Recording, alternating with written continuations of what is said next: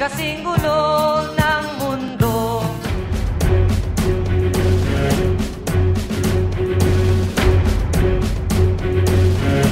Ina, kailangan po natin magmadali. Pagsimula na po ang kaguluhan. Ganun ba? Tara na!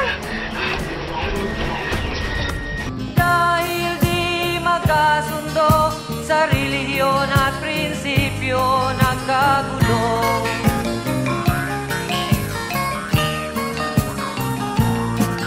Ang bayan ko sa Cotabato, kasing gulo ng isip ko. Di alam saan nang galing, di alam saan patungo. Kapatid sa kapatid, laman sa laman, sila-silang naglalaban. Di ko alam ang dahilan ng gulo.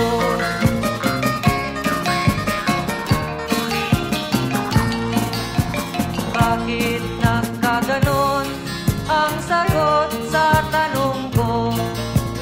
Bakit kayo nag-away? Bakit kayo nagkagulo? Prinsipyo mo'y igagalang ko kung ako'y iyong nirespeto. Kung nagtulungan kayo, di sana magulo ang bayan ko.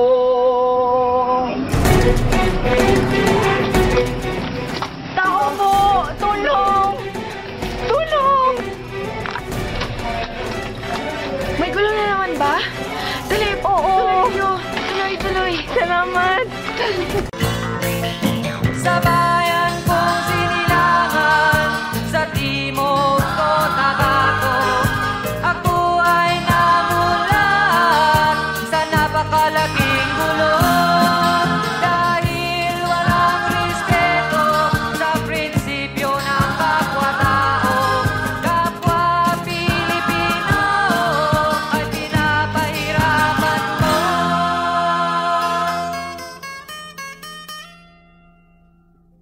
Ang gulo.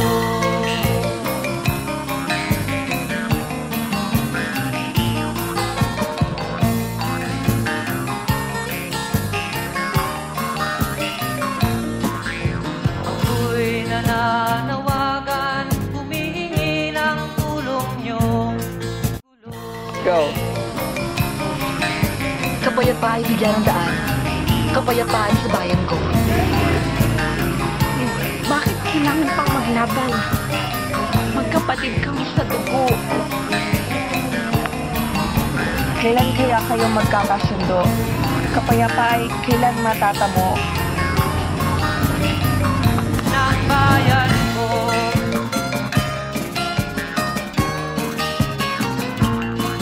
Kung ako'y may tutulong ng buong puso. Gitara ko'y aking inaalay, kung magkagulo'y gamitin mo.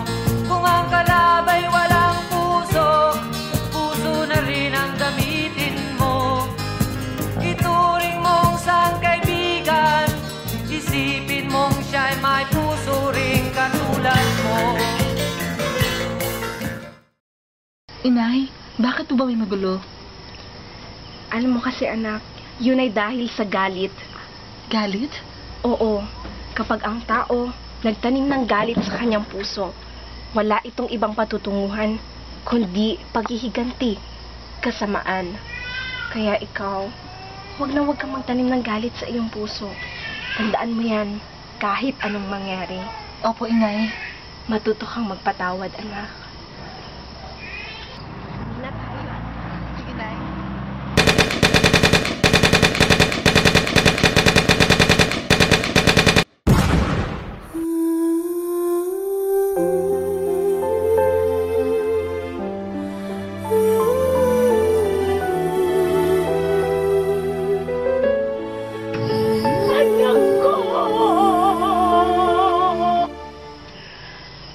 Paano niyo po natugunan ang pagkamatay ng inyong anak sa giyera sa Cotabato? Alam mo, Joyce, kahit kailan, hindi talaga ako nagtanim ng sama ng loob sa aking puso.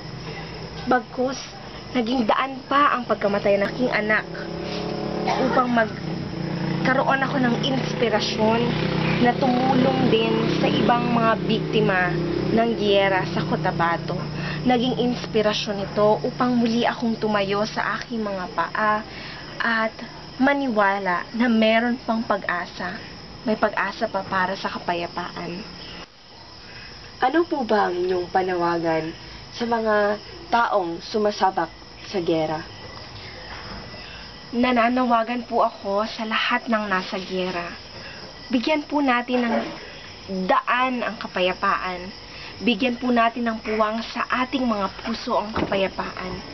Alisin po natin, matutunan po natin, sana nating alisin ang galit at patuloy po tayong magdasal.